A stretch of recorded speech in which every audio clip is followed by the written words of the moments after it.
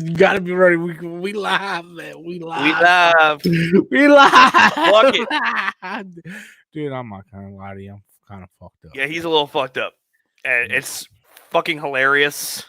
So I drank the rest of the pink lemonade liquor, and I had 3 glasses of this Mike's. Well, it's not Mike's. It's whatever it's called. I don't know. Nikki bought it. It's really, dude. It's so strong. I had to dilute it with water. I'm not gonna lie to you. I don't know what the fuck I'm even saying right now. My face is numb.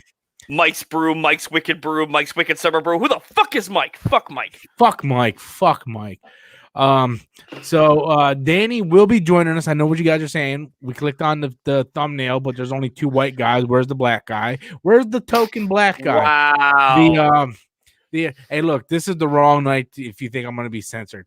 The Danny Graham will be joining us shortly. I just texted him. I sent him the link. He'll be joining us at his convenience. He's running a little bit late. You know, I love Danny. So you know, I'm not gonna lie, guys. I've been drinking so much, I can't feel my nose. But you know, that's okay. That's all right. That's good. We're gonna talk about movies that have been pushed back, and I'm going to talk a little bit about this. I actually like this fucking thing. I don't like the fact that I paid $35 for it, but check this out. Check this out. It's magnetized, right? Oh, da da da da da. Oh, I'm sorry. Da, da. I gave Autumn the digital copy. So I have a couple complaints with this. So this was actually $38. With my discount, it came to $34. I just wanted the old-fashioned regular 4K Blu-ray, not the regular Blu-ray, but the 4K. I could have got the regular Blu-ray for $20. I wanted the 4K Blu-ray. This is all they had for the regular. Yes, Chris, it is out. It came out today. But all they had was this special Walmart exclusive thing. So I'm like, all right, this is cool. I wouldn't mind having this collection. A couple things wrong with this. One, look at this thing. It doesn't fit anywhere in my fucking collection. All right, I literally had to put this because I like. It's about the width of that Force Awakens special edition you got.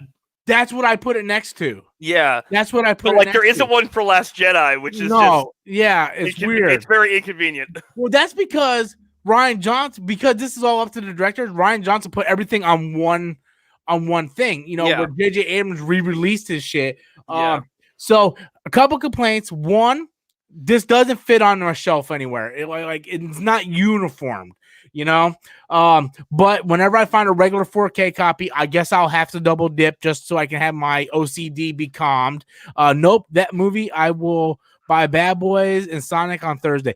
Well, Chris, you have horrible taste in movies. Also, by the way, Chris, except that both of those movies are awesome and Skywalker was crap. But hey, you shut your fucking mouth, Adam. No, I will not shut my mouth. Make me go in that room. Bro, Skywalker, come on, bro. Come on. Where you going? Let's go. Come on. You stop being so goddamn. What are you gonna do? Come on. What are you doing? Let's go. Come on. It's on. No. I tap out. That's right. Stay uncle. Uncle.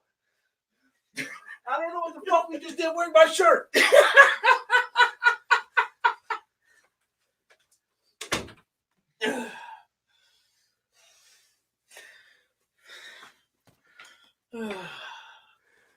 Okay. Did I mention I was drunk?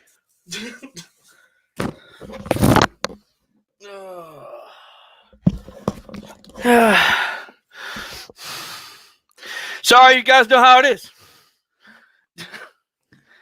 I'm all out of breath now. My hat's on sideways. Okay, so okay. Well, I didn't see Bad Boys. I can't talk about it, but yeah, Sonic was actually a better movie. But, dude, I'm pretty fucked up, man. Fuck. What the fuck was I even talking about?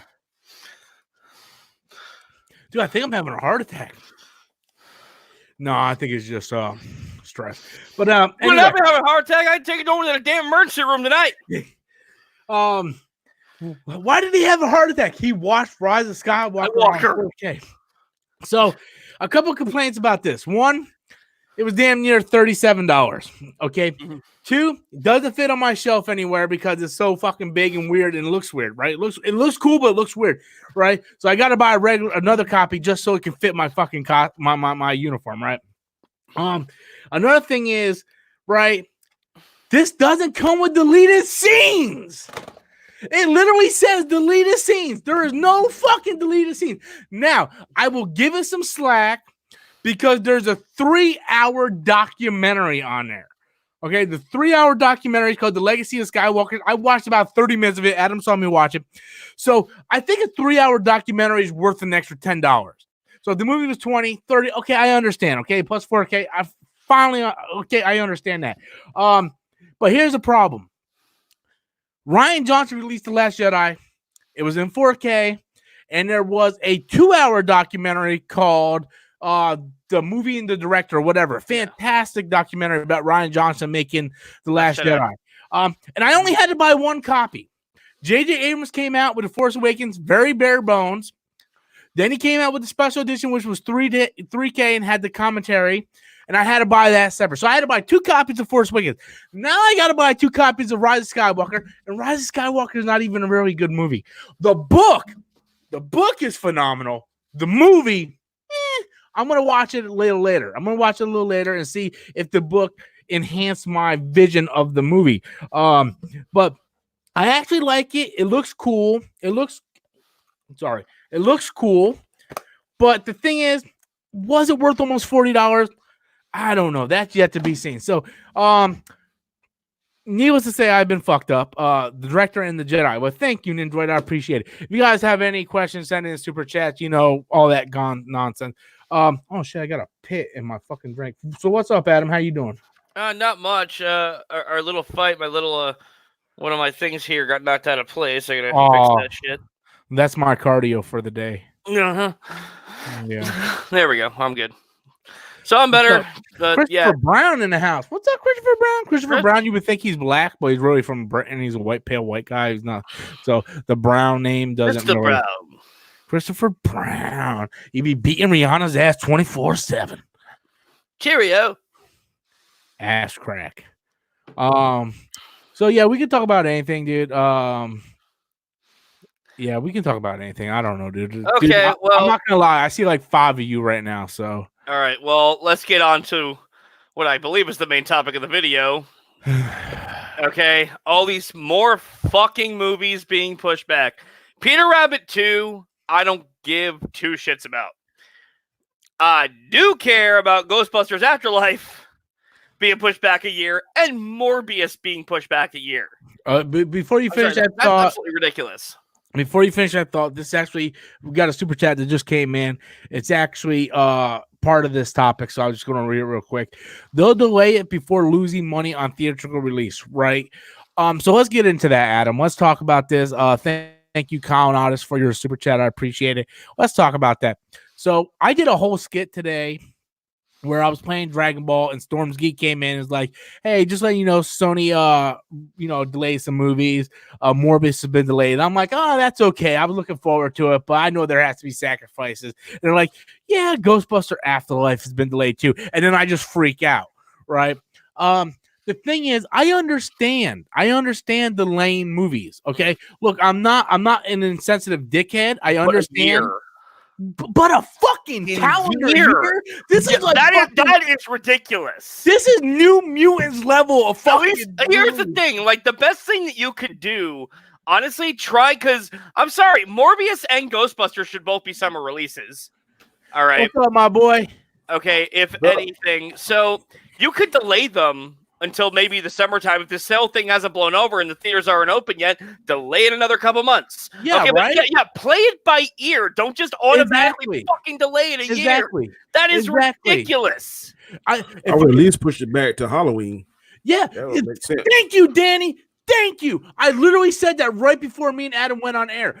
Delay Ghostbusters to Halloween because it would make sense. Paranormal, Halloween makes sense, right?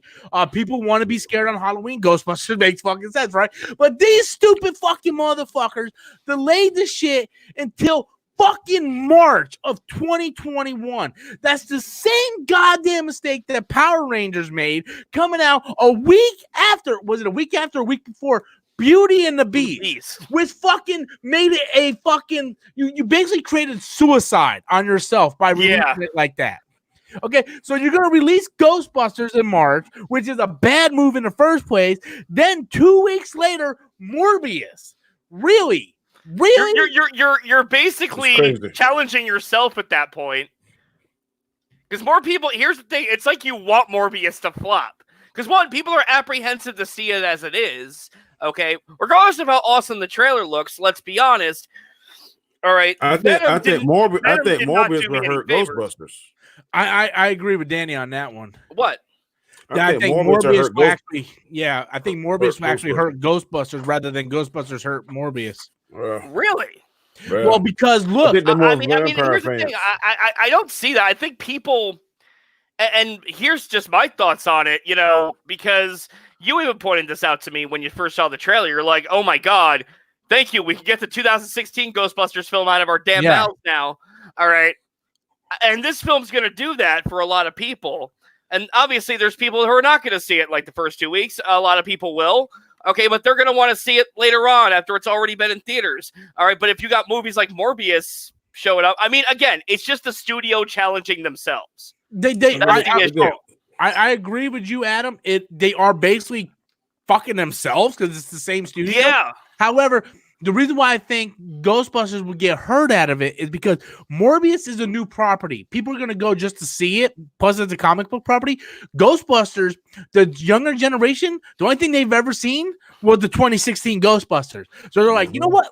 Fuck this. We're going to wait on Ghostbusters. We'll go see Morbius instead. So that might end up hurting Ghostbusters and Jason Reitman in the long run. No. That's a very good point. My argument for Morbius is that Morbius is a very obscure character in the comics. All right, only like real comic book fans are even going to know who the hell that character is. So I think people are going to be drawn to the vampire. There's a lot of vampires. Possibly, yes. They're not sparkling though. I mean, if Morbius sparkles, I mean, I'm going to need a lot more to drink than just what I've been. I'm just saying, a vampire movie I'm drawn to just because of the vampire. I'm a vampire fan. So and put that on top of Sony, I think it's gonna. Well, there's about 2 or 3 things working in Morbius's favor. One, it's a comic book property. Comic books are hot right now. Okay. Yep. 2, it's a vampire movie. People are fans of vampire. 3, they introduced Michael Keaton in the trailer, so people are gonna want to know how it connects.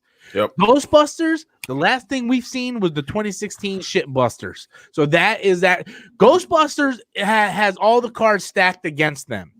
To release that movie 2 weeks before Morbius is the dumbest. I want to slap the motherfucker who came up with that idea. One, push it back to October 2020. Okay, if this virus thing hasn't settled by then push it back to March of 2021. But you got to play this thing by ear, like Adam said. You can't sit there and just say, hey, we're going to push it back to, like, I thought it was insane when Fast and the Furious did it. Like, here's the thing, like, and I think, like, the only person who's really done a good job with this is John Krasinski with Quiet Place 2. He hasn't even announced it. He said, when the theaters open, the movie release date will be revealed and it will come out almost immediately. He was like, no, I want to wait until we can all see this together. That was his statement. All right. Think that's the He's smartest not setting choice. it for a year. Yeah, exactly. That is the smart way to play this. Because All for right. all we know, go ahead, Danny. I don't want to interrupt. One thing about the Fast and the Furious, it don't matter when that come out, people are going to see that. Exactly. On the strength of its own, it's gonna. I would hate to compete against that. Yeah. Only thing that can hold it on against Fast and the Furious, in my opinion, is a DC and Marvel movie. And yeah, exactly, Danny. Perfect. Exactly. Another thing that what Adam said, piggybacking off of that about the Michael or the John Krasinski thing, is it makes sense to play it by ear. Okay, not saying this will happen, but what happens if we wake up tomorrow and everything's fine? All these movies been pushed back to 2021. So what are we gonna do? Have nothing in the theaters for the rest of the year? These theaters could not exist a whole calendar year without revenue. They can't. The fucking theater system will collapse over themselves. I think they're talking and they're trying to strategize. Okay, look, I'm gonna give you Mother's Day. You take Father's Day. I give you 4th of July. You give me the first week of the summer. I think they got. If they don't, then they're gonna mess themselves up. So I'm Like, thinking that the big theaters are talking to each other. Well, yeah, like AMC and Regal, they were asking for bailouts and shit. I don't know if they got one, but I know they were asking the government for a bailout.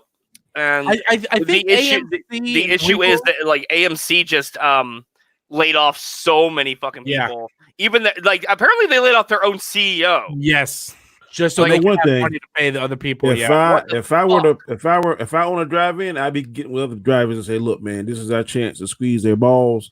Let's go ahead and get some movies in here because we still drive-ins are kicking ass. Like Oh, Adam, dude, That's what I'm Adam saying. went to drive-in on Friday. That's loved what it. I would do. Okay, like right now, because there's no new movies, what this drive-in is doing is very smart. They are playing classic movies. Okay, Yeah. like on one screen, on the screen I went to, they had E.T. and Jurassic Park playing back to back. They had two of Steven Spielberg's best films back to back. Yeah, but All what right. I'm saying, if I would collectively get together, if Adam on the drive in, Robert on the drive in, I on the drive in, I say, hey man, let's go to Sony, whoever. Look, Yeah. man, we can show your movie when you want to at our drive in and still be in compliance with social distancing. Yeah, Give us a shot. exactly. Because like when you're in a drive-in, okay, like yeah, even if you get out and sit on a chair, you're still far away from the other people.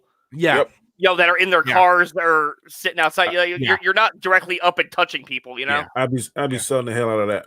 And Uh, what I found, actually, one more thing is at the concession stand, they were actually, you know, you stand here, you stand here, you stand here. They were actually doing the social distancing thing and being very courteous about it. All right, so like no one was like nut to butt behind each other, you know. So I want to address this super chat from my boy Colin Artist. I want a big shout out for Colin Artist. He sends in a lot of super chat as well as Nendroid. Those are my two highest super chat people. Colin Artist says, "Let the movie theaters die." I disagree with that 100%, dude. I I agree. really do. I'm the first person. See, to he's t- not paying me, so I have no problem doing this right now. I will tell you this. I enjoyed watching Invisible Man and The Hunt on my couch. You know, I enjoyed that a lot. But after watching The Hunt, more so, so I enjoyed The Hunt more than I enjoyed Invisible Man. I would have went nuts watching The Hunt in theaters. Would have went nuts. What's up, Danny? Put down theaters on one side, put down streaming on one side. Write down the pros and cons. I bet the pros and cons will be more for the streaming than it will be for the theater. To be honest with you, even if I would jot down the pros and cons, even though I love the theater, I would think there would be more. Even I would put more pros into the streaming than the theater. That's what I'm saying. The only time you should go to the theater, in my opinion, if it's something like some big Star Wars, some big or Marvel like movie, an Avengers some type big, movie, something big and like that. Okay, go get the theater experience. But for regular movies, to me, it is much more affordable, much more economical to be a streaming. Yeah, the last movie that me and Adam saw in theaters was The Way Back. It was a fantastic movie, but that's a movie we could have easily watched at home on the couch. We would have got the same experience. There's nothing in that movie that was like, oh, that's in a theater experience. Now, an awesome movie, Ford versus Ferrari. I can watch it. I watched it at home and I enjoyed it. Yeah, I love that movie. Now, I would kind of say 1917 probably is a much better experience in the theaters. I saw 1917. I would have killed to see it in theaters, dude. How about the Joker? The Joker. Yeah. I'm sorry, no. It's with hard with that soundtrack, dude.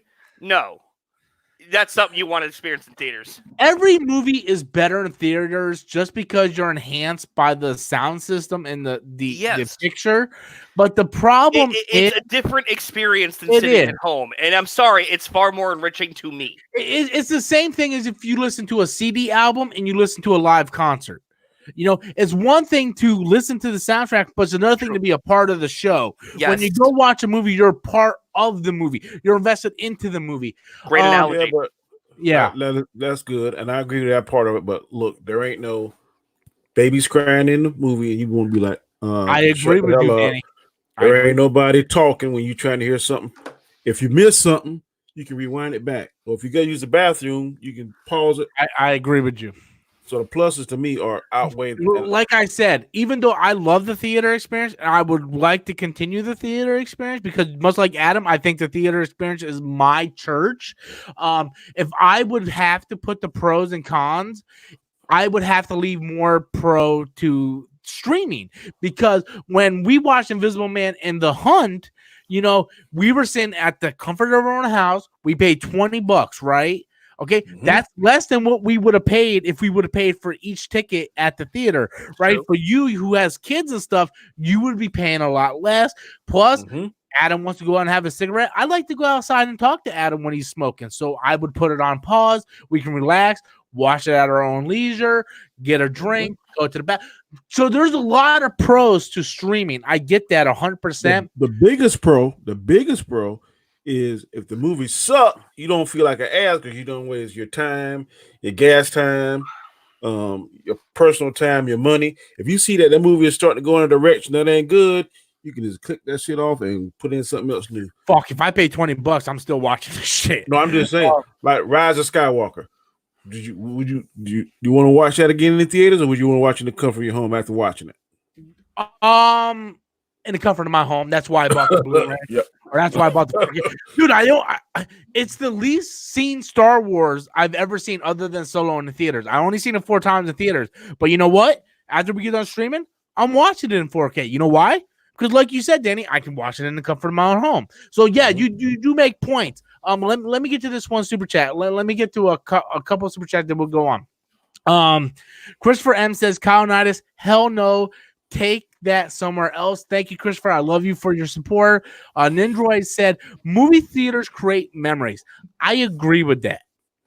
I agree with that. I remember exactly where I was when Cap said, vendors assemble. I remember where I was when he caught that damn hammer. I lost my mind. When he caught that hammer. I remember exactly where I was when Ray caught that lightsaber in episode 7. I remember all me and Adam's movie memories. Like I remember the first time I seen Jurassic Park. I remember when I seen my first ever movie ever, which was Ninja Turtles, which is celebrating its anniversary. I remember us seeing Independence Day and immediately followed by Resurgence. Damn. It was half a good day. Yeah, because we watched the original Independence Day before that. Right before that, yeah. I remember the Revenge of the Sith when Darth put that helmet on for the first time and he started breathing. Oh, man, yeah. The crowd went crazy. Yeah, when he went. Oh, dude, yeah. Fuck yeah. So bad. Yeah. But to me, honestly, it's just one more thing that I love that is in danger. What? Oh, no. This isn't a super chat, but I want to address this as a point for Danny. CJ. My boy Chris Goodman. Now, I know Chris Goodman for a while. Me and him have been friends for almost 2 decades.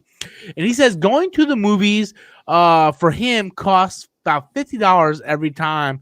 I prefer streaming because Chris Goodman has a family. It's him, his wife, and his 2 kids. Much like Danny's circumstances with him and his wife and his kid, it does cost a lot. So it is better to be able to sit at home, spend $20 on The Invisible Man or The Hunt or Sonic the Hedgehog or whatever, and be able to watch it with the entire family, be able to have their concessions at the house. So like I said, even I have to sit there and say there are more pros to streaming than there is for theaters. But for like people like me and Adam who are single that don't have a family, the movie theater is your church, our sanctuary, our church. Yeah. I do think, and maybe the coronavirus will be the start of this. I do think we're going to get to the point where the theaters are going to die. And it's much going to be like the way theaters are, the old theatrical theaters, where they do plays and musicals and stuff. I think where those are like very scarce, I do think the theater experience is going to start going that way, and these theaters are going to start releasing stuff more streaming. The key is going to be with Trolls, because Trolls 2 is going to be the first movie ever to be released straight to streaming without a theater release.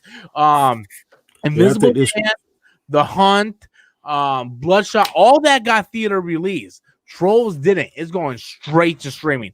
That's going to be the key thing. Yeah, this crisis we're going through now is definitely sped up the process of streaming. Yes, it is. Let's say if it was 10 years away, I think now it's about 5 years away. I agree with you 100%.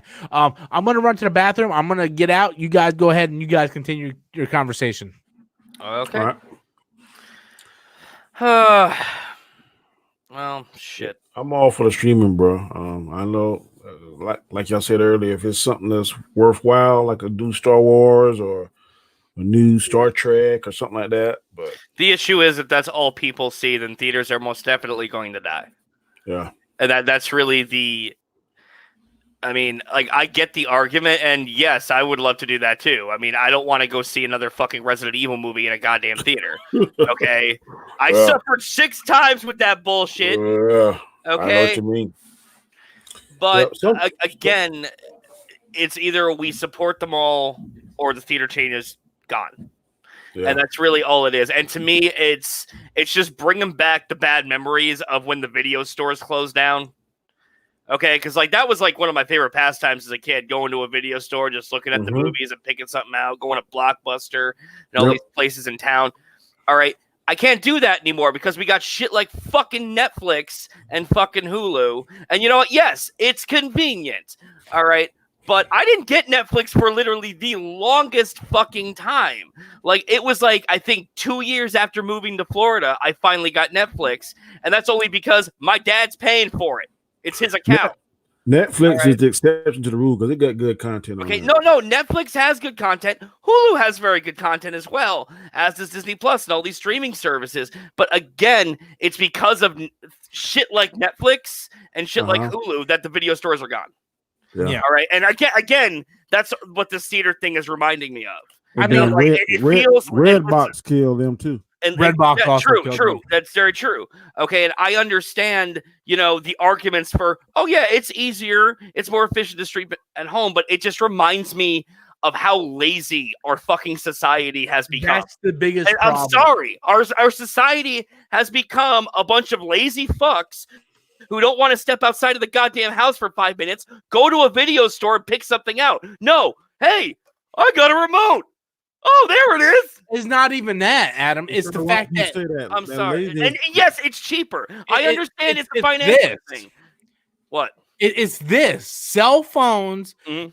and easy access is what made this generation the way it Lazy is. as shit. All of us have grown up. All of us are pretty old. All of us, like me and Adam, I didn't have a cell phone until I was 18, so yeah, I know. I didn't have a cell phone until I was 19. The thing is, this has made our society lazy. It has. Okay, some I of agree. my favorite memories as a child was going to Blockbuster on a Friday with my dad I to was either just telling pick him out that. 2 of the movies that we were gonna. Usually, my dad and my mom would pick a movie for them, and then me, my brother, and my sister would agree on a movie. Most of the time, I picked Ghostbusters or Ninja Turtles until I bought them myself, or a video game. But here's the thing. And like I said, this is part of the reason, right? Part of the reason, because everything we need is at our fingertips with this fucking thing. This thing it's a great thing because we have everything at our fingertips, but it ruined what our childhood was. Thank And you. the kids today won't experience what we experienced. If you want a video game, you can get it digitally. Look at them. We can't find Resident Evil 3 anywhere. Guess what? We're going to have to get it digitally. I already have. You're going to, right? You want to rent a game? You got Game Pass. You want to rent a movie? VOD.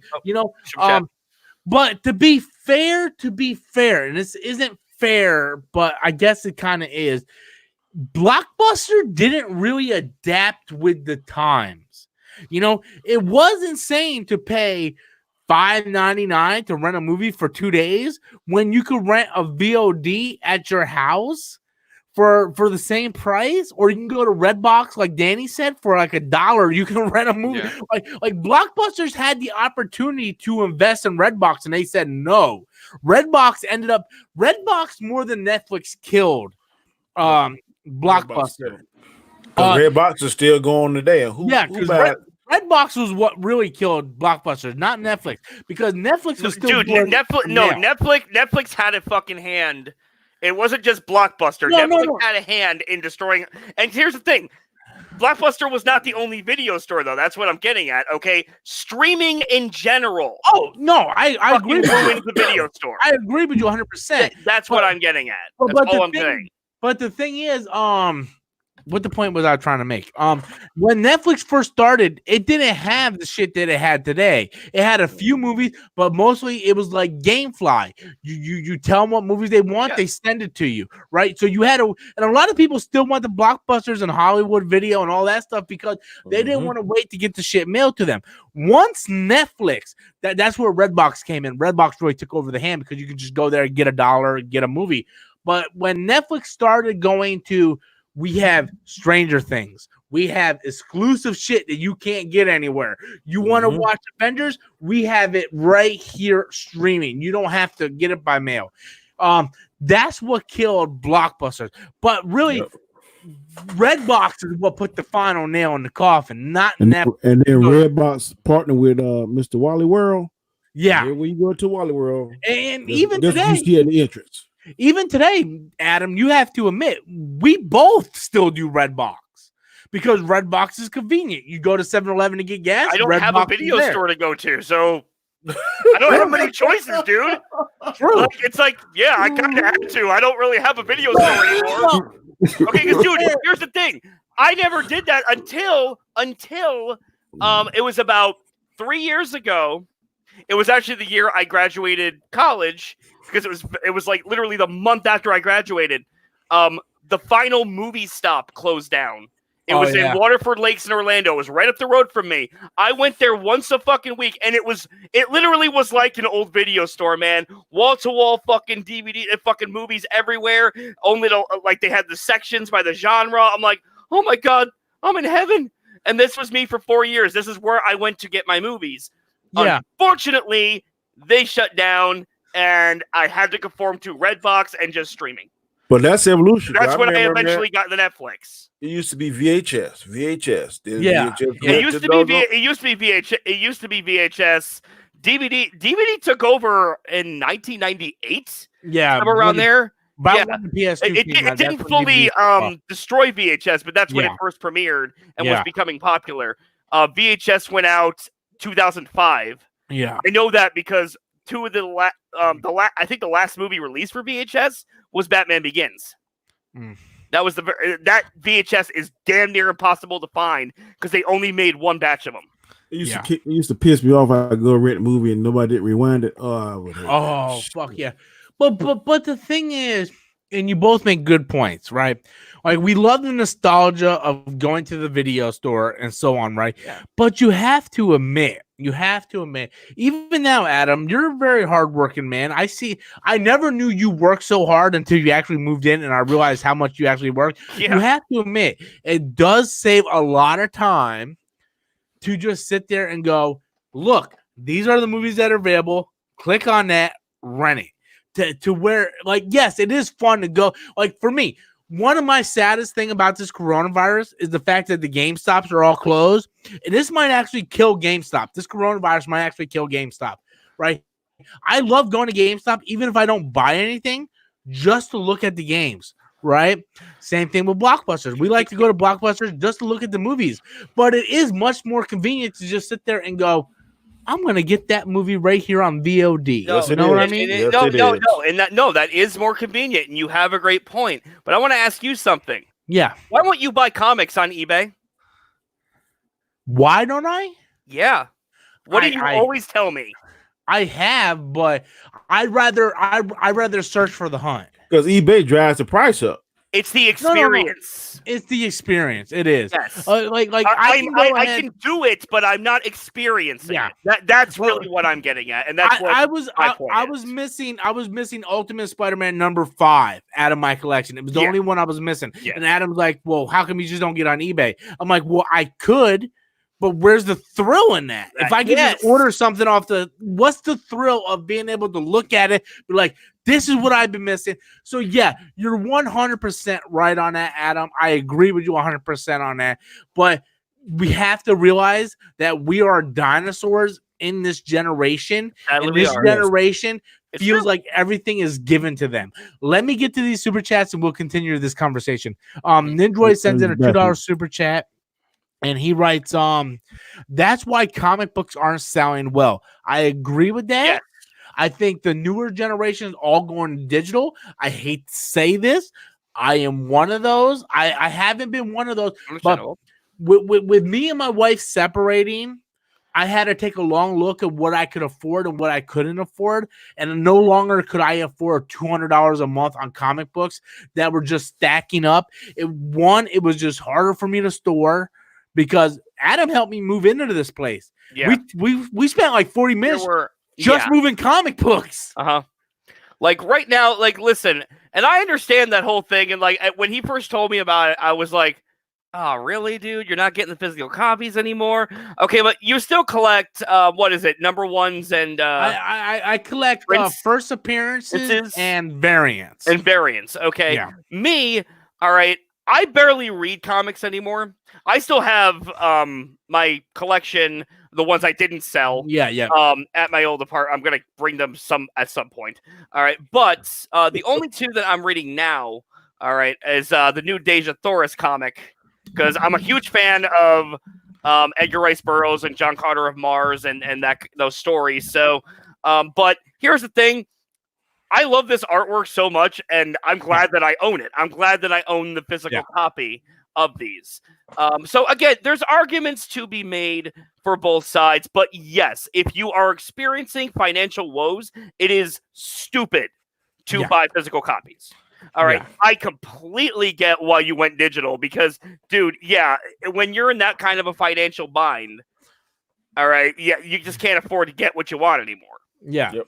Well, the thing was, at that time when me and Autumn decided we were going our separate ways, and I got that in the car accident, the only subscriptions I had was Amazing Spider-Man, Walking Dead, Invincible, Saga, and some other comic. The thing was, Invincible ended. They just ended. They did their last episode. Walking Dead ended. Amazing Spider-Man was continuing going on, but I didn't really like it after Dan Slott left. Saga was on a hiatus, so I was like, well, I'm going up to the comic shop and I'm spending all this money for comics I'm not reading, right? What's the point in that? There's no point in that, right? So it's I'm like, your collection. I had to sell all my comic books once I got into that car accident. The only comic books I own is my Invincible collection, my Zombie Tramp collection, and my Unnatural collection. Dude, yeah. No, I was gonna say, man, when you had to sell that shit, my heart was broken for you. Yeah, man. I'm like, damn, I know how much that shit meant to him. Because Adam was at every comic convention I went to, and it was a sad time, bro. How me and Autumn, we would have a checklist, and we were hunting down these books. Oh yeah. When I sit there and say, because everybody like I know you don't know this person, Danny, but Joel, everybody keeps saying Joel's like the biggest Spider-Man fan, dude. Spidey. I owned every Spider-Man comic. I owned every Web of Spider-Man, every Spectacular Spider-Man, every Peter Parker Spider-Man, every Friendly Neighbor, like you name it. I owned every single fucking issue.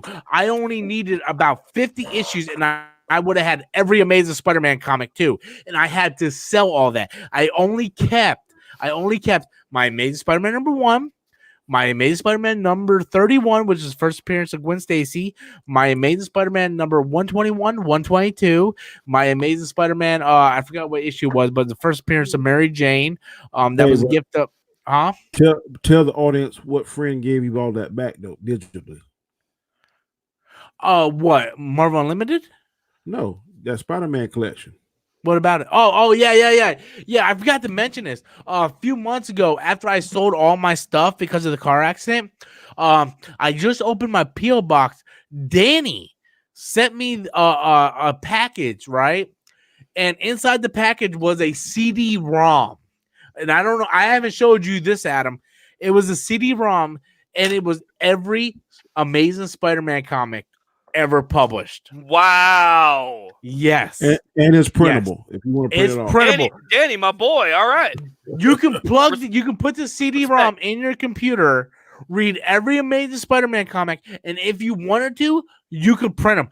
Dude, I can't remember if I did, but I think I broke down in tears when I opened that up. Like it was just like, dude, Danny used to send me so much stuff on P.O. Box. Like, it was amazing. Like, Danny was the one guy that really stood behind me when I was going through my dark times. But like I said, a lot of those circumstances left me to doing comics digitally now. Just because you put me on Marvel Unlimited, man. That was a good deal. Marvel Unlimited is probably the greatest deal if you're a comic book fan. Let me get to a few of these super chats because we got a few of them thrown in here, and then I'll get back. We got 70 people watching, by the way. Only 20 likes. 70 people watching, only 20 likes. For love of God, guys, you watch it, hit the fucking like button, man. Seriously. So Dark Side Reviews writes, streaming is the new movies. We are already seeing the merger between streaming platforms and the big screen. Disney Plus and Netflix are an example. Does anybody have any thoughts on that? I think he's right. I think, like you said earlier, if it was 10 years out, this crisis has put it 5 years out. So you might as well get ready because it's going to be like 1 or 2 theaters left that's going to do like those big movies. But other than that, I think it's going to go to streaming. And I mean, I hate it for those that don't like it, but I think that's where it's going. Yeah. Adam? No, I pretty much, he's on the money. Yeah. I think eventually, we're going to get there as much as I don't want it to be. I think a lot of these mom and pop theaters in Fort Lauderdale, I never took Adam. They're fucked. They're fucked right now. I never took Adam to this place, but there was this little theater in Fort Lauderdale where I grew up in called Gateway. There was only 2 screens in the entire theater. Those type of theaters are gone. I think the only type of theater that's going to survive this coronavirus is going to be like AMC, Regal, and maybe like what's the third biggest theater chain? I don't know. Was it the Cobb? I don't know. Yeah, Cinemark. Yeah, Cinemark has great theater experiences. To be honest with you, out of AMC and Regal, I think Cinemark has the best theater experience. Yeah, they're just more expensive. Yeah, they're more expensive, but you go there, you get the best screen, the best seats, and perfect AC. Yeah, perfect. Like that's Nikki's place. That's where she wants to go see every movie is Cinemark. Unfortunately, the nearest Cinemark is like an hour from me. It's Universal, isn't it? Lakeland Cinemark. Lakeland. Okay. Yeah. Didn't you say there's a Disney theater nearby you? Universal. Yeah, Disney. Universal City Walk. Yeah. Disney has AMC. Universal, which is a little bit further than Disney, has Cinemark. But Lakeland, that's near us, is a little bit closer than Universal. But yeah, Cinemark, Regal, and AMC, they're gonna survive. But like the Cobb and all these little theaters, they're not gonna be able to survive. I don't know. And the reason why I say that, the little theaters, I looked this up. They're called boutique theaters. And usually a boutique theater only has 2 screens, 2 to 3 screens. That was like Gateway in Fort Lauderdale. If they pour a lot of money into that and make the experience really, really nice, like say for instance, leather recliner seats, a bigger menu, giveaways before the movie, after the movie, whatever, they can draw and they can raise their money up a little bit more. But if you got one of these big multiplex theaters, 15, 20 screens, you can't do that. You won't have enough money to do it. Well, so I think Adam went to go to a drive-in last Friday. He saw E.T. and Jurassic Park. I think he paid like $6 or something. $6 for both movies. Yeah. I think if movie theaters are going to survive, they're going to have to do something like the drive-in. Yeah. To where you go in, you pay like $10, and you get like a great classic movie. Last year in 2019, me and Adam met up every Wednesday to just go see back movies, right? We saw Back to the Future, Matrix, it was like an hour drive for me. It was like an hour drive for him. We had to go to Claremont, Florida, but dude, we had like the best time. Yeah, there was like a bar right across in the same plaza. We would go there, get a few drinks, run over, watch Back to the Future. Like, it was so great to see Back to the Future and the Matrix in theaters again. I think if movie theaters are going to survive, they're going to have to do stuff like that. Matrix aged surprisingly well despite the old technology. Matrix is a fantastic movie. Yeah, like it aged surprisingly well. Yeah. I like the second one better. I don't really you like Reloaded the most. The first and the second one. I don't care for the third one. The third one I don't care for. I don't think anybody. Yeah, no one really cares for that. Reloaded didn't bother me. The first one to me is the movie that was like, oh my god, do I think it needed to be Phantom Menace for best special effects? No. But it's still a fantastic movie. Phantom Menace special effects revolutionized special effects. How to fucking beat Phantom Menace? I have no idea. Yeah. So let me get to this last super chat and then we'll continue on. Nindroid said, do you have Amazing Fantasy 15? No, unfortunately, I do not. A few years back, me, Autumn, and Adam went to MegaCon. I was looking to get one. I think I brought like $5,000 to MegaCon, and every every issue of Amazing Fantasy I wanted for a 0.5 graded. 15,000.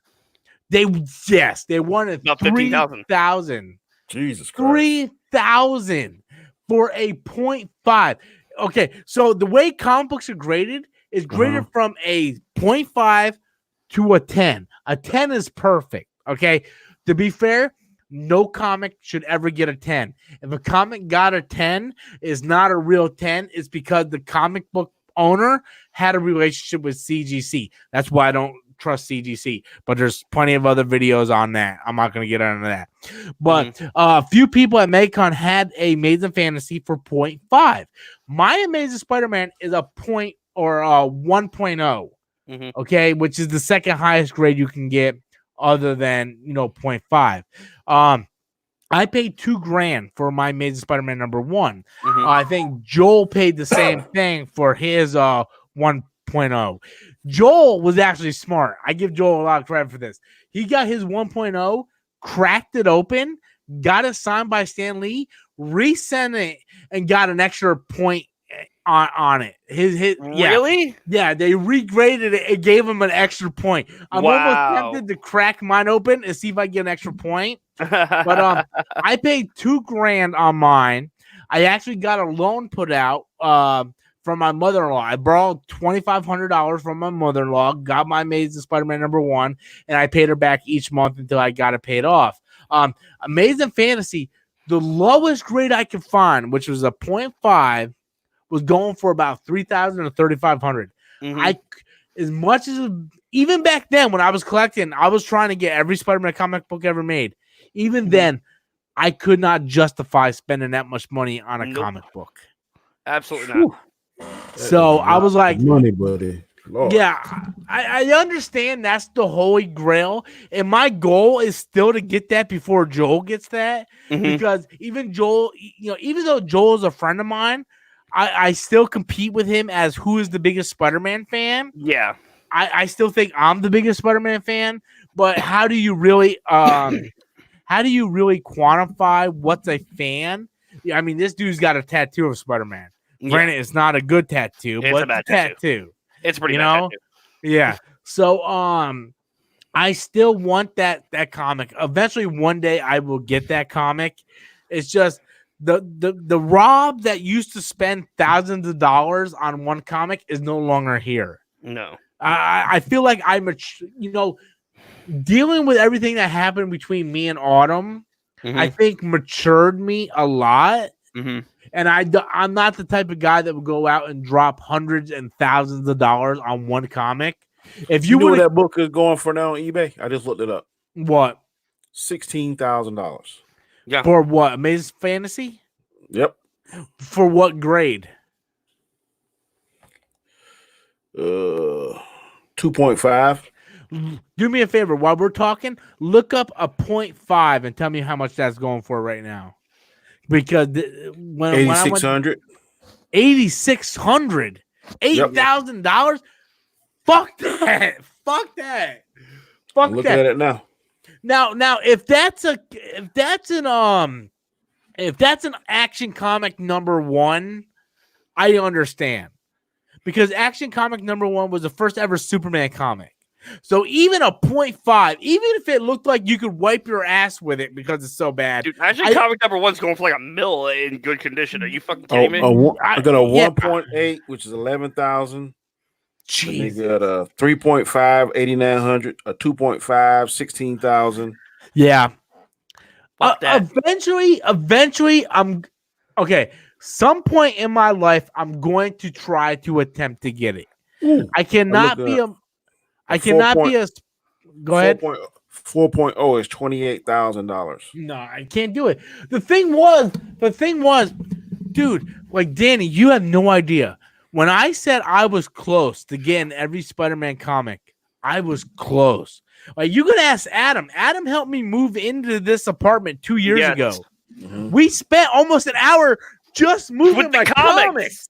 Just Oh my moving the God. boxes of comics to his fucking closet. That's Well, crazy. Took about an hour.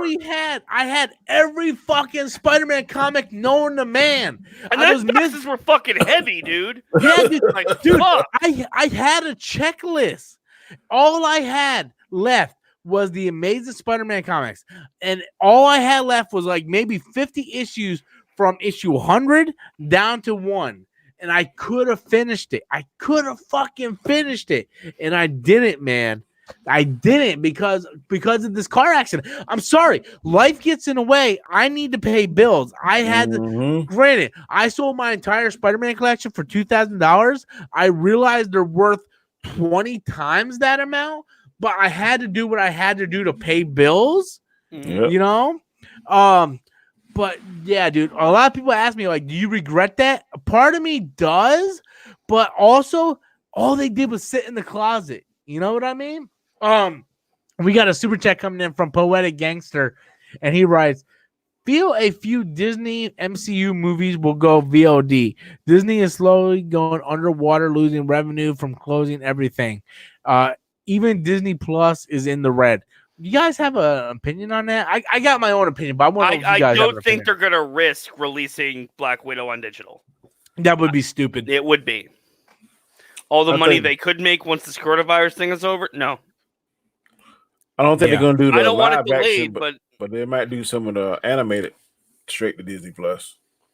I agree with that. well, I mean, they Animators- kind of did it with Onward, so yeah, he's got a point. Yeah, Onward's on Disney Plus right now, right? I think April movies 3rd. that's not that popular. Like Friday. that I think Mulan might be. Going Yeah, the to, third. Yeah. That's That's why I didn't buy it or rent it, because I can't justify paying $20 to rent or buy that movie. Okay, if Yeah. it's gonna be on Disney Plus in a couple days, screw that. Well, here's the thing. Onward was playing in theaters when the Mhm. theaters were still open. I They took it wanted to see it, but I didn't think it was worth going to see. Once it comes out on April 3rd, like Chris Goodman and you said, I will watch it because I'm very interested in it, because it talks about like the father dying and then wanting to bring back, Autumn's father. I was very, very close to Autumn's father. So that really plays a part with me. Yeah, I'm definitely gonna watch that once it comes out April 3rd. The thing is, Danny, there's no way in hell Mulan will come out on streaming, only because they can literally make almost $1 billion just in China. Just in China. Okay. They ain't Now- making nothing now as long as Mr. That's true. That's Mr. true. Crisis is around. That's true. You're right. They're absolutely not making anything right now. But if they would put it on Disney Plus, technically they're not making anything either, unless more people subscribe to them. I think they're going to go up. They're going to, depending on how long this crisis lasts. The longer it lasts, the higher our subscription is going to be for Disney Plus, and the quicker they're going to be to try and put some money into their bank accounts, because, like they said, they're running in the red now. So Disney released the coronavirus. Well, the thing is, I don't know how much of you guys have been following the news, Fucking mouse. But Disney Plus is actually losing subscribers. I knew Donald and Goofy were shady motherfuckers. Okay, anyway. Well, the thing is, Sorry, I had to Disney get that Plus is losing subscribers. Ever since The Mandalorian ended, they've been losing subscribers. Yeah, because of course. They haven't been putting any new content out there other than Clone Wars. Even me, like a massive Star Wars fan, I bought Rise of Skywalker, right? Even I haven't been watching Clone Wars, right? I've been watching it. I know you have because you messaged watch me his every last Friday. episode.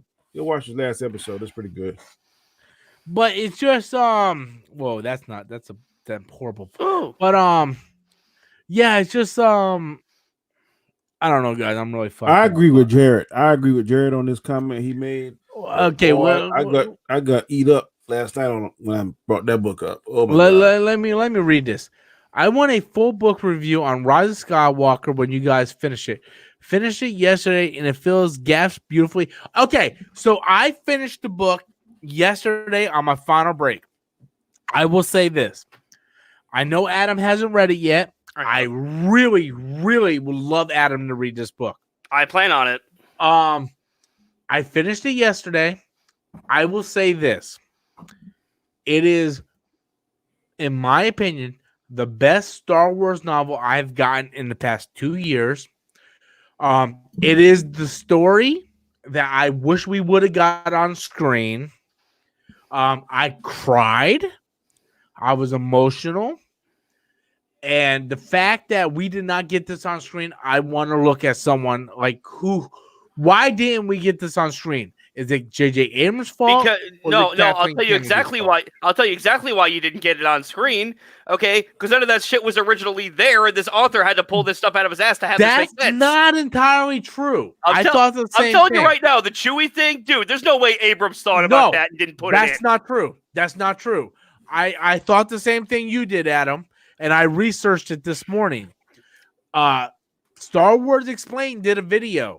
There is concept art about the Chewie thing, so that was originally in the script that they just didn't release, and the whole thing coming out of the ocean and revealing the Wayfinder for Kylo Ren was actually shot for the movie. They just never released it. So I don't know if it was Kathleen Kennedy or Disney that said, no, we need to cut this out of the movie, but that was all originally part of the script. I read that book. And on I will say this, page 222. If you had any questions about what happened to Palpatine, page 222 explains everything. It talked about Plagueis cheating death. It talked about how Palpatine cheated death. It explained Palpatine's long game. It connected every novel to the book. To me, Rise of Skywalker was the perfect finale for all of us who have been reading the novels since Disney took over. As a movie, I have to agree with my brother Adam. It does not work as a movie. It does not. No. Now, granted, I'm going to watch this shit after we get done streaming. And I'm going to watch it with the mindset of what I just read. And I'm drunk. But I just got to the part where Lando. Don't do it, brother. Just keep it on the shelf for the collection. You don't get to suffer through it again. Don't do it again. Well, what's going on, Danny? What'd you say, Danny? I just got to the part where Lando was talking about how they took his daughter. Right? Why do bad things happen to good people? That's some heartfelt shit where Lando's like, I'm trying to deal with this, and then there comes a part later on where Lando's like, I have to go help Leia because they can't take no more of our kids. The Empire kept taking their kids to use against them, and then the fact that he got there late and Leia already passed away. And, there's so much, and even at the end. Say it again. What? About who got there too late? Toward the end of the book, toward the middle of the book, when Rey's like, go tell Leia yourself, Lando gets there, but it's too late. I got you, Leia I got already you, I got you, passed I got away, you, I got you. and he's dealing with that dread. And one of my favorite parts, you know, It is kind of the- implied that he had feelings for her. A little bit I read. well, I think he always had feelings for her, but that's not really what it was really addressed. But one of my biggest fuck yous in the movie was when Snap Westley, Matt Parkman died in the movie. I was like, fuck you. You guys didn't even address this, you know? And but in the book, when he dies, Poe sees his engines got shot, and Snap was like, fuck, I'm fucked. You know, in the last moments, he looks over at the photo of his wife, and he just closes his eyes as he knows, like I've been So he managed. like a lot of people. He managed to do that going to his death. I'm Yeah. serious. See that? I'm sorry. That's the difference. Oh, you That's the you difference wild, between boy. the movie and the novel. Yeah. That's the difference between the movie and the The novel. Whereas the Adam, novel, The, That'd mo- be the movie was wild. The novel- executed horribly, and you're telling me that this book, it's perfect. I agree with you. The novel is the version I Okay. wish we would have got on screen. All right. I know there's a lot of cynical fans out there that's like, this movie sucks. This movie sucks. Look, I can't It is. disagree with you. But me as a hardcore Star Wars fan, much like Nindroid, who's always in my chats here, instead of looking at the negative, I like to take the positives and build upon that. To me, the Rise of Skywalker novel takes what I love about Star Wars and builds upon that, and that's the lore. I learned so much from that. You know, at the end where Poe's like, "This is it, guys, we're screwed," and like all the ships start coming in the novel, all the ships starts reporting in. So it's like, "Hey, the Ghost is here," and it's Hera, and it's like, "Hey guys, Phantom Squadron's here." Like, if you guys know who Phantom Squadron, like if you read the Aftermath trilogy, you know who Phantom Squadron is. And it's like, "Hey guys, Kaz is here." It's like Kaz from the Resistance series. So like all these stuff that you like as a Star Wars fan, if you've been watching like all these shows and reading all these novels, it pays off. Whereas the movie just kind of glosses past all that. Yep. To me, the Rise of Skywalker novel is the true definitive edition and the end of the Skywalker saga. I can't say that about the movie. I'm going to rewatch it later, but the novel made me peace with the story. I feel like Chris Terrio, especially since, you know, when I got home, Adam saw me watching the documentary. I think Chris Terrio, just watching that documentary, gets what Star Wars is, because Chris Terrio is like, yeah, I watched Clone Wars, I watched Rebels, I'm a Star Wars fan. I think Chris Terrio's script, I mean, he's an Oscar winner, guys. I think he understands what this is. I think J.J. Abrams and Kathleen Kennedy meddled too much. Yeah, just that was a whole other mess. It's not. but how much was that Warner Brothers and Josh Whedon's fault? Yeah, exactly. That's what. Yeah, it was a joke. So It was a joke. That was a cheap shot. I'm still gonna reserve judgment on Chris Terrio, because just hearing Chris Terrio talk, he sounds like a guy who knows his shit. And after reading Rise of Skywalker, I'm gonna tell you this: it's my favorite Star Wars book out of the last 2 years. It's easily my favorite. I would recommend anybody, if you did not like Rise of Skywalker, read the novel, because I think you're going to get the ending you wish you would have had on screen. That's all I'm going to say. Okay. All right. You know what? Fine. I'll read the damn book. Yeah. Dude, it's out there. You can have it anytime. Just don't use the dust cover. I'm currently rereading Splinter of the Mind's Eye, but that's only like 150 pages, so it's not a big deal. Oh, you mean the actual sequel to A New Hope? Yes. Yeah. That hasn't been canon since 1980? Yeah, that one. Chris Gilman said, "Okay, guys, been too much Star Wars talk now. Back on topic." What topic? We're just going by the topic of the super chat. Here's the thing. We did the topic in the beginning. We just shoot the shit. We're just shooting the shit now. We're based on the just super chats. We're shooting, dude. I'm not gonna lie to you. I've been drinking so much, I don't even know where the fuck my monitors. So we're at an hour 4 now. What do you want to do? Oh, let me see how much my super chats are. Oh shit, I got more super chats than I thought. I mean, we could end it. I'm having fun. If you guys are busy, you guys want to drop out, you guys can. I can continue on my own. It's up to you guys, honestly. I love having you guys on, and you know, Yeah. you guys are my staple. So, what time is it? 11 o'clock. I can stay a little bit longer if you want to. No matter. Dude, Danny, I just want to say this, by the way. I really sir. love what you got going on with your screen here. Thank you. Yeah, That's What do you got on the background? I'm gonna switch just to your camera. I want to see what you got on the background. I'm doing the chaotic channel with Chris and Sean, and that's their logo screen. Cool. What's the KC stand for? Chaotic channel. Dude, okay, so I'm gonna bring this up just because I've been drinking. Okay. Danny, you know I love you, right? Yes, you know I sir. love you. Oh yeah. So I had a subscriber of yours reach out to me. I'm not gonna mention names because that's not what I do here on my channel. They said they're a little tired of Chris on their live streams talking when he doesn't know his facts. Okay.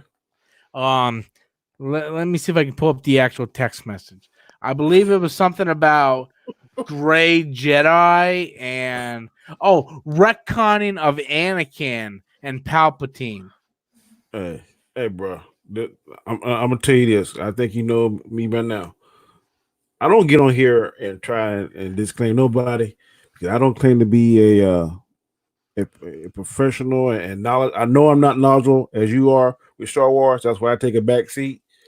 Some people go ahead and dig their own graves, but I saw live and living color that when you joined the chat that day, what was going on. So I mean, hey, if you want to step out there on that limb and somebody else got the chainsaw to cut it off, hey, that's you. I stay in my depth, what I can handle. If I don't, then that's why I stay quiet. I told this subscriber, I was like, look, maybe you should reach out to Danny, let him know how you feel. Yeah, let me know. And then this subscriber told me, he's like, no, I'm just going to let it go. The way I look at it, you know, I'm not the biggest fan of Chris. I'm a big fan of Sean. I like Sean. I think Sean's a great human being. I actually think Chris is a good person. I just think Chris doesn't know what the fuck he's talking about and the stuff he's talking about. But I understand you bring people in because you have good conversations and whatnot. I'm perfectly fine with that. Yeah, Chris is good people. Chris, yeah, I love Chris. Don't get me wrong. Yeah. Chris, hell, dude. When I bought my sound, no, not Chris Goodman. Another Chris. Okay. He's Chris part of the Fandom Menace.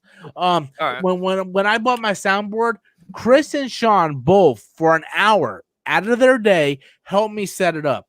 I would never say negative things to Chris or Sean. I love both of them guys. I reached out to both of them. I would love to stream with those guys.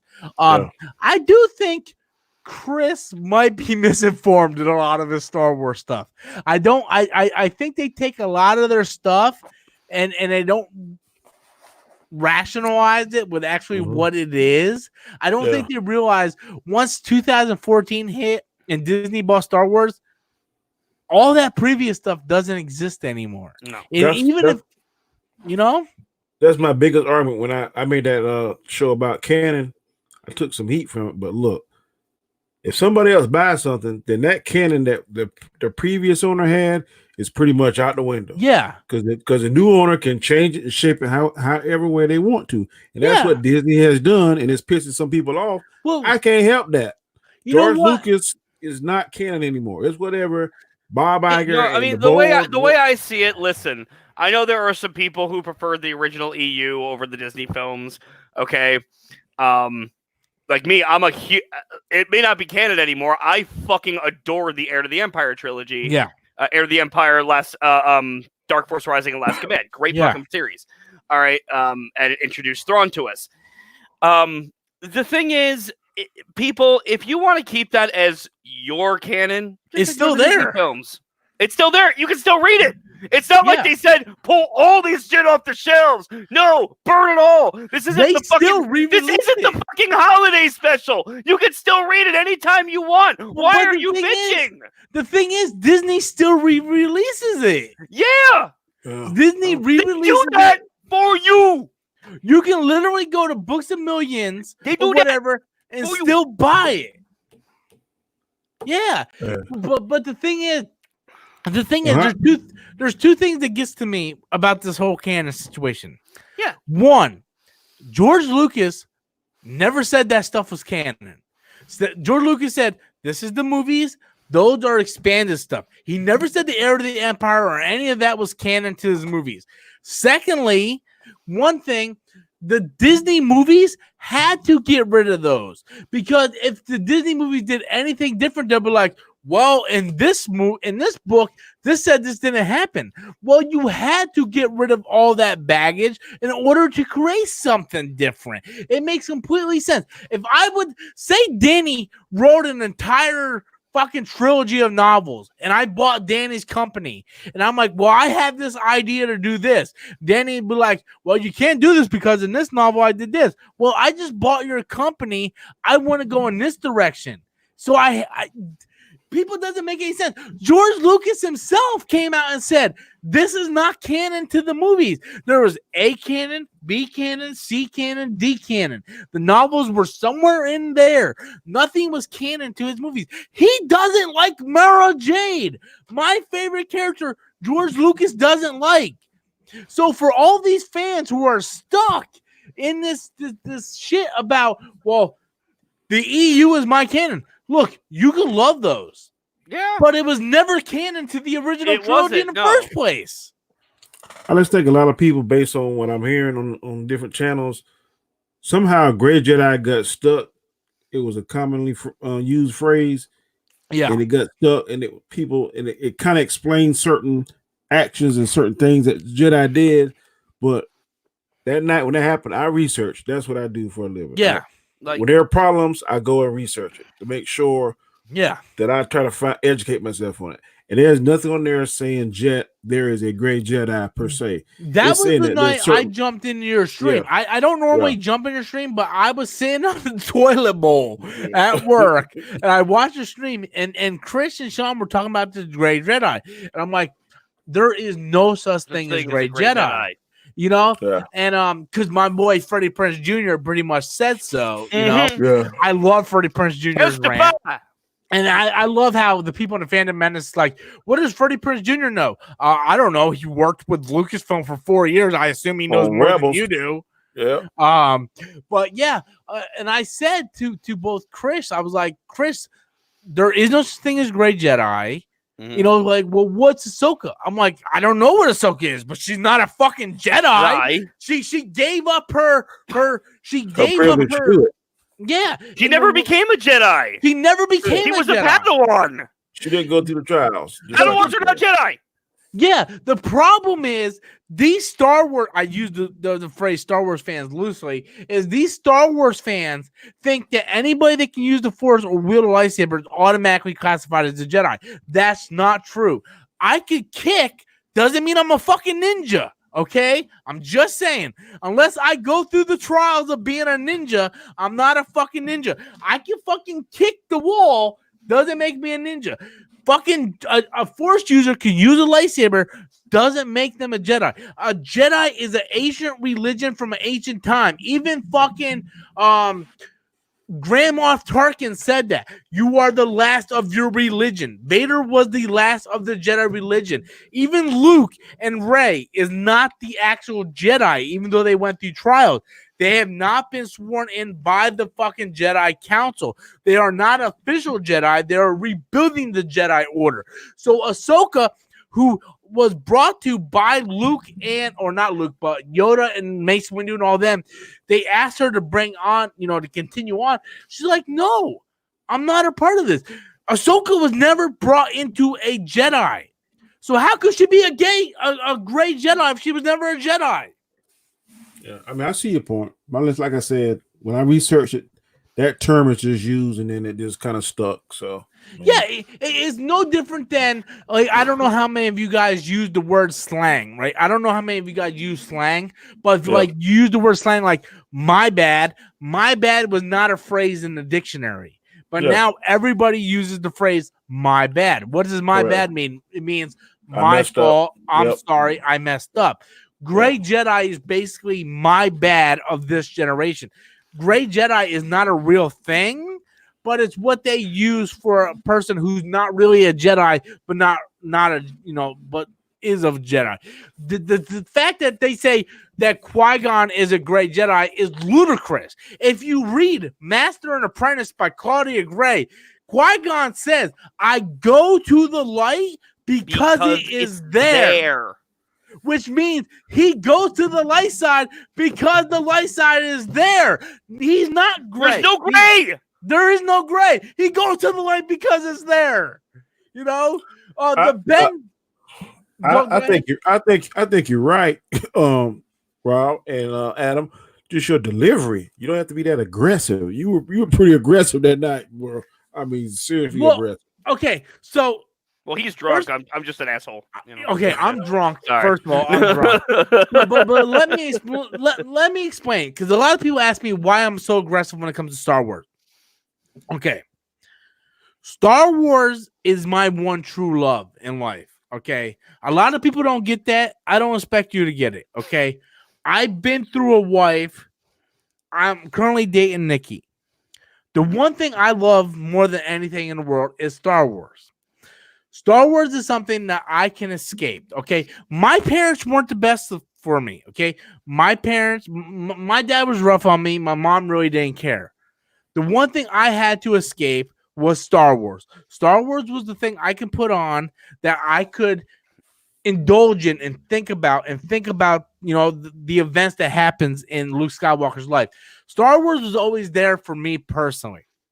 So people are like, why are you so defensive about Star Wars? Even Adam's like, why are you reading this Rise of Skywalker novel? It's not going to make the book any better. It's not making the movie better, no. No, it's not.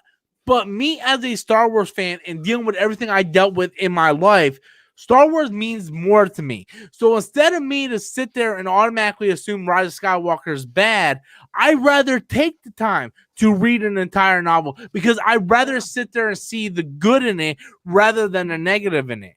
So when someone who doesn't have any knowledge in Star Wars, and I spent 3 decades researching Star Wars, for someone to sit there and go, well, this person's a Gray Jedi, when I know for a fact there's not a Gray Jedi, it bothers me a little bit. It's no different than someone who spends their entire life, studying mathematics and then them coming up and saying, well, this mathematic is wrong. No, that mathematic is right. I've been researching it for like 10 decades, even though 10 decades is 100 years. Star Wars is my one true love. I love Star Wars. I spent my entire life. My earliest memory is Star Wars. I still remember the first time I seen Star Wars.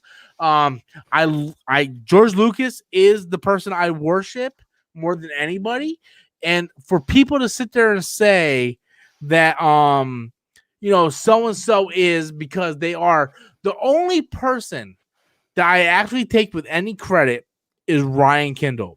Ryan Kindle from Geeks and Gamers and The Phantom Menace, because Ryan Kindle comes from it from the EU perspective. He doesn't come at it from the canon's perspective, where I come at it from the whatever happens. Whatever happens right now is what Star Wars is.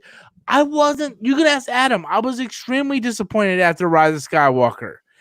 I went and saw it 4 more times. I even listened to the 2-hour podcast from Ken Knapsack and Joseph Scrimshaw on Force Center just to try to convince myself I liked this movie, and I couldn't. But it wasn't until the novel came out that I was able to sit there and go, okay, I came to terms with this. I know what this story is. I like this story. I believe there's a good story in there. I never think that Star Wars is a bad story.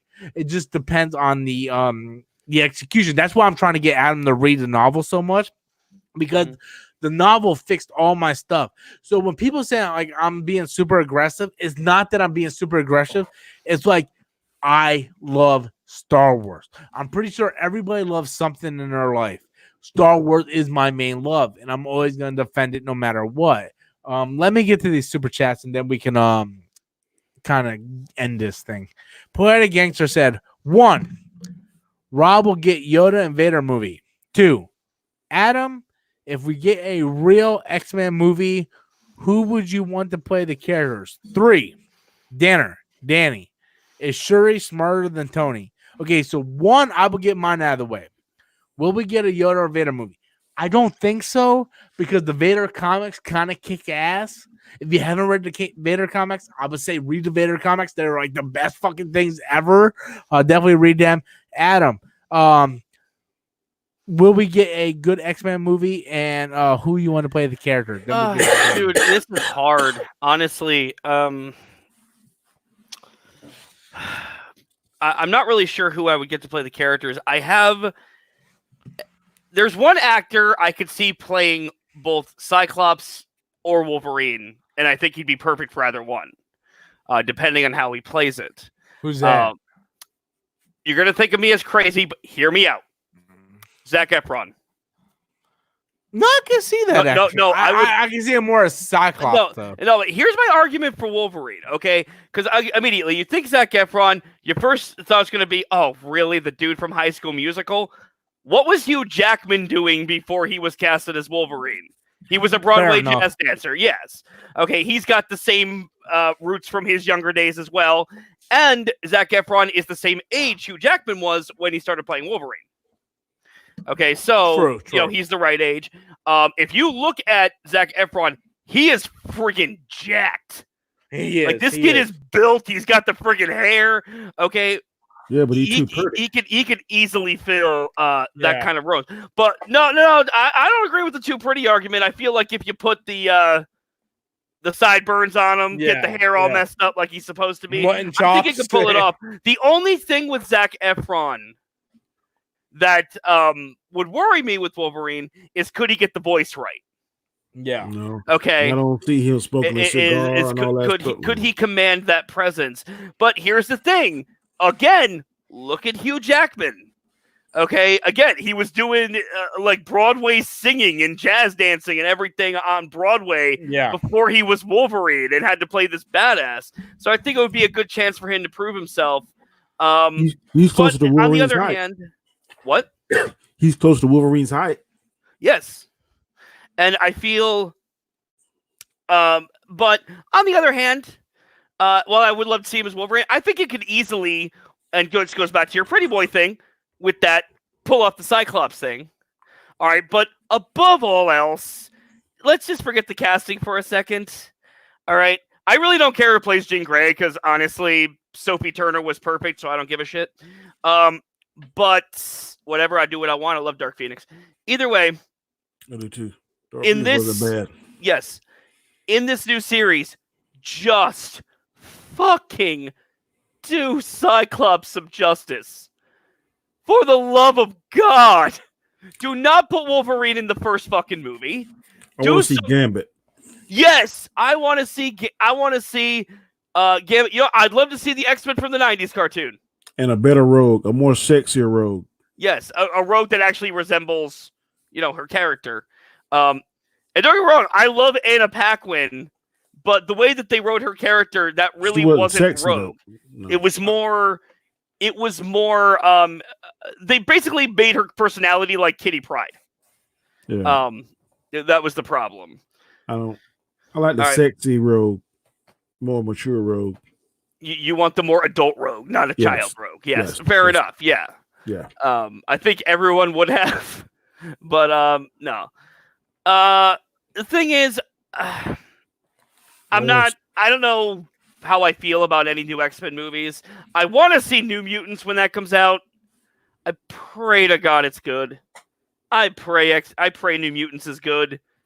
Is that the one now with the crazy names like Snowflake and Safe Space, whatever? No, that's New Warriors. Okay. No, New Mutants is the movie that's been delayed for like 2.5 years. Okay. All right. I've been dying to see that. I really hope that they just release it on Disney Plus or something. It's like, cut this movie some slack. All right. But the whole problem with X-Men is I feel like in the end, Fox and Disney, because their merger just shat in the franchise as a whole. Okay, because they made Simon Kinberg rewrite, retool, and reshoot Dark Phoenix countless times. Yeah. How it still turned out as good as it was, I'll never know. Yeah. All right, but goddamn, like they just shit all over him. They fucked up the marketing. All right, they just pushed it back to the point where people didn't care anymore because that's what Disney wants. They don't want you caring about this old X-Men. Okay, if they did, they'd have fucking released New Mutants already. All right. So, yeah, it's just, to me, it's Disney being fucking petty. It's just them being petty pieces of shit. All right? And I understand that this is business, but I'm sorry, I'm not wrong. Okay? No. They are petty motherfuckers when it comes to that. So, honestly, I hope, I want to see an X-Men movie down the line. I don't want one anytime soon. And if I'm being perfectly honest, I think X-Men would work better as a television series anyway. Like if they made a Disney Plus series, I think it would be better. Say again, Rob? Are you guys talking about New Mutants yet? We already did. Yeah. I already mentioned that. Okay. Yeah, hold on 1 second, guys. And The question he asked me was Shuri smarter than Tony Stark? I say most definitely. Do you really think so? Do you think I was she'll watching- be able to? I was watching Infinity War just yesterday, and the part where they were trying to figure out how to help the Vision, she said, "Well, why didn't you try whatever?" And they was like, I definitely think she's smarter than Mark Ruffalo or Bruce Banner. I mean, but do you really think she'll be able to come up with the time travel like Tony Stark did in Endgame? I don't know. I mean, that vibranium got them leaps and bounds ahead of everybody else, and I want to see the visuals inside the Black Panther suit. I think it's just as sophisticated as Tony Stark's because the last one he had nanotechnology. She developed nanotechnology. Here's the thing, though. Tony Stark, he doesn't need a shit ton of big ass technology to get himself out of a bind. Case in point, Iron Man 3. This man literally made an arsenal with $40 going to Home Depot. That's true. Like, that was friggin' amazing. I'm like, yes, thank you. Okay, so I will say this. Okay, I think both of them on an IQ level are similar.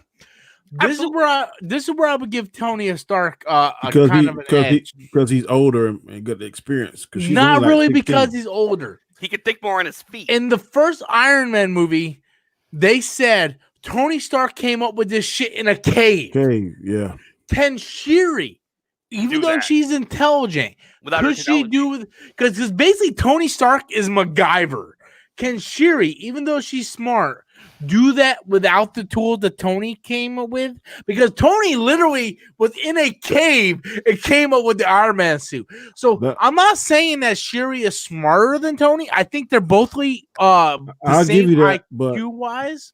But what they're still on Black Panther is that Wakanda is technologically more advanced than any other place in the world. That's you're only proving my point, though, Danny. But I'm saying she got a jump on that. We never see her in that type of situation. But that's also proving my point, though, Danny. What I'm saying is, like, say me and Adam grew up, right? Mm-hmm. I grew up in the 80s where we kind of had to like dig for our stuff, like Blockbusters and whatnot. And Adam grew up and there's Netflix, right? I would have a different experience about how to go things. Whereas Adam's like, well, I can just stream everything. Yeah, we both have the same IQ, but we have a different output on how to pursue that. I think both Shuri and Tony both have the same intelligent IQ. I just think Tony has more street smarts where to come up with shit. He can think more on his feet in dire situations because he's actually been in them. Yeah. Shuri has lived behind the guise of royalty her whole life. Yeah. Okay. I see what you're saying, but how about this scenario? How about that I'm just a Joe Schmo and I went through the regular way of learning how to be a movie producer, but you, Rob, you are George Lucas's son. And he takes you under his wing. Yeah. Who you think will do the better work on a Star Wars movie? You or the one the person behind George Lucas' wing? All right. 100%. Because you Same look at thing. someone like Kathleen Kennedy, who doesn't get Star Wars, but she's the Star Wars producer. And you look at someone like Dave Filoni, who was brought up by George Lucas. Like Mhm.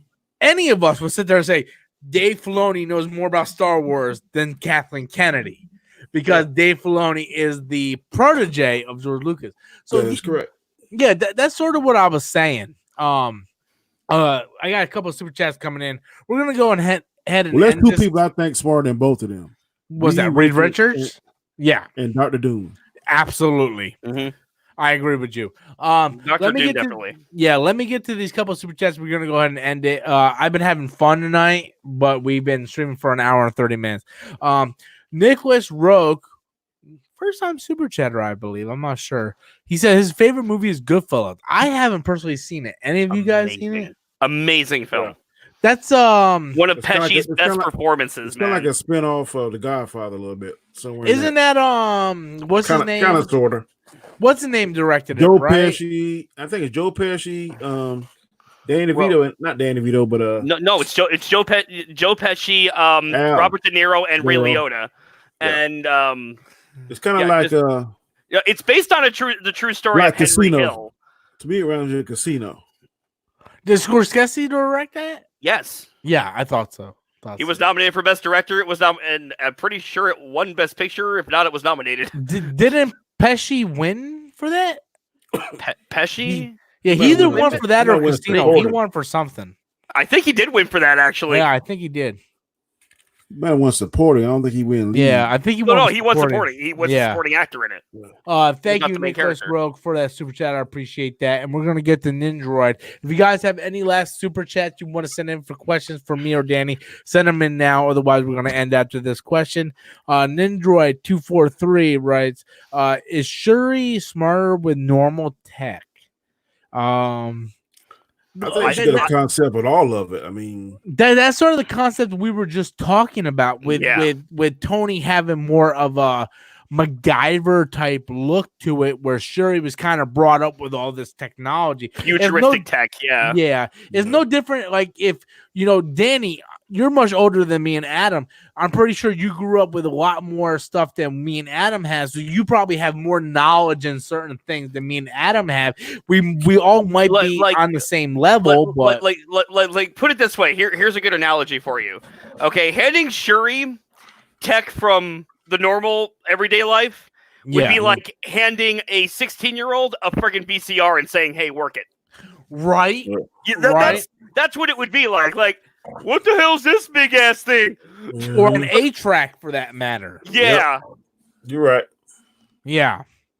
It just depends on what you come up with. Like I grew up with a Nintendo and an Atari 2600, right? I did Whereas too. a lot of kids grew up their first like if you talk to anybody nowadays, their first console was a PlayStation, right? Yep. You try to tell them what a fucking Nintendo or Atari 2600 was. Like, what the Yeah. hell is that? Yeah, they had no idea. It's like, Mhm. oh, so you just go from level to level. But so that's sort of what that is. It really depends on what they brought up. I do think Siri is just as smart as Tony, but doing with their upbringing is like Tony kind of had to fend for himself. Sherry was brought up with all this great technology and stuff. Mhm. Both of them are smart. Same thing with Mark Ruffalo. Bruce Banner is just as smart. They were just brought up in all three of them were brought up in different situations.